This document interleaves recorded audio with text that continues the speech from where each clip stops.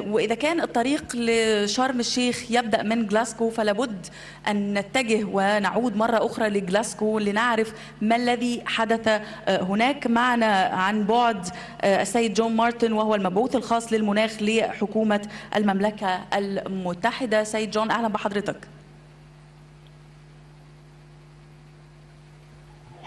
Thank you very much, Your Excellency, President Sisi, Prime Minister Mabduli. Thank you very much for hosting today's event and being ready to host COP27 later this year in Glasgow, in Egypt. Colleagues and friends, I'm very grateful for the opportunity to address this forum today on behalf of Alok Sharma, the COP President. It's an exciting week for the UK and Egypt, as the COP President, Alok Sharma, will be visiting Cairo on Friday. And I know he's greatly looking forward to meeting many of you in person and to discussing how we can cooperate together and support Egypt in making a success of COP27. I'm very pleased to be here today at this youth forum. Young people continue to be absolutely central to tackling climate change. 61% of Egypt's population is under 30. I was most recently working overseas as our ambassador in the DRC, where half the population are aged under 19. And obviously such young populations, many more of those people will stand a really good chance of getting to survive into the year 2050, unlike some of us in the older generation. And so we'll experience the effects of climate change. And it's my 17-year-old daughter who reminds me that the costs of climate change set out by Prime Minister Mabduli will fall disproportionately on young people. It's young people that will be most affected by climate change. And therefore youth engagement was a real priority for our presidency, our incoming presidency ahead of COP26. And we will work through this, our presidency year in 2022, ahead of Sharm el-Sheikh, to gain insights from diverse young climate leaders as we continue to try to implement the agreements that were made at Glasgow. I want to leave you with three brief messages today. Firstly, the UK is proud of what we achieved in Glasgow. And I'm sure that in Sharm el-Sheikh, Egypt will deliver similar success. At Glasgow, we were able to keep the potential to limit the rise in global temperatures to 1.5 degrees C alive. As Alok Sharma has said, the pulse is weak, but and the figures vary, but the potential for us to limit the rise in global temperatures to 1.5 degrees C remains alive. Various non-government organizations have done calculations and say that if we meet and deliver on our 2030 commitments, we will limit the rise in global temperatures to around 2.4 degrees. And if we can deliver on what we've promised ahead up to 2050, we may limit the rise in global temperatures to around 1.9 degrees centigrade. It's not 1.5, but it shows that we are actually bending the emissions curve and that more progress can be made. At Glasgow, we were able to tackle the issue of climate finance to support those countries adapt to climate change and to make the transition to low carbon economies themselves.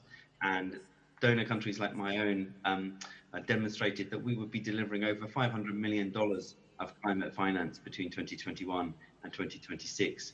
We won't hit the $100 billion target in 2021. We wouldn't have hit it in 2021, but we are making progress on the finance issue, and we know that's hugely important. The Glasgow outcome document was the first that mentioned the need to reduce our use of coal, the most potent of the fossil fuels in terms of climate impact, something that people didn't think was possible in an outcomes document ahead of Glasgow. And we're very grateful for the support of Egypt and others in enabling that, and noting that Egypt leads the way. الأمر وقد قادت مصر هذا الأمر عالميا.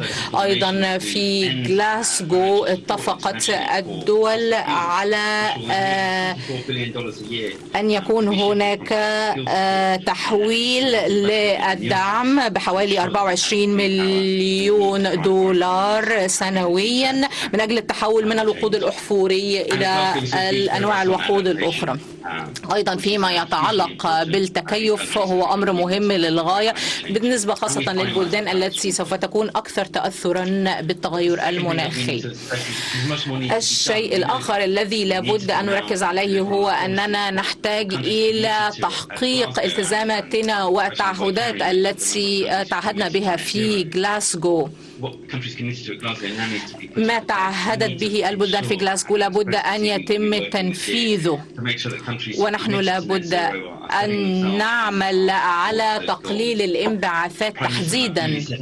كما قال الدكتور مدبولي، هناك الكثير من التكاليف التي نتكبدها بسبب التغير المناخي، ومن ثم نحن نعرف أن تقليل الانبعاثات لا يعني بأي شكل من الأشكال تقليل التنمية، ولكن توجد هناك الكثير من الفرص في مصر وفي الكثير من الدول من أجل أن يكون هناك نمو مع تقليل الانبعاثات. وأنا أرى أن الطاقة الشمسية لها قدرات كبيرة في المستقبل أكثر من الطاقات التقليدية، وهناك وأعتقد أنه لابد أن نرفع من سقف طموحاتنا عالميا في هذا الصدد. أيضا سوف نعمل مع الجهات المانحة من أجل العمل على تحسين نوعية التمويل من أجل دعم البلدان في التحول إلى اقتصاد منخفض الكربون. هنا أقول أننا نود أن نبني شراكة قوية مع شركائنا المصريين من أجل أن نتأكد من استكمال النجاح من جلاسجو إلى شرم الشيخ وإلى القمة المنعقدة بعد ذلك في الإمارات العربية المتحدة. بالطبع هناك الكثير من الموضوعات التي سوف تتناولها قمة شرم الشيخ، وقد أشار إليها الكثير منها الدكتور مدبولي. في المملكة المتحدة لدينا يعني يساورنا القلق بشأن نسب هطول الأمطار وارتفاع منسوب البحر، وأعتقد أن هذه المخاوف تشاركنا فيها مصر أيضا. في الفترة القادمة سوف يكون لدينا الممثل الخاص بنا من أجل مناقشة إنجاح قمة شرم الشيخ القادمة، ومن أجل دعم مصر في هذا الأمر وفي تحسين اقتصادها من هذا الاتجاه. شكرا. شكرا للسيد جون مارتن المبعوث الخاص للمناخ لحكومة المملكة المتحدة.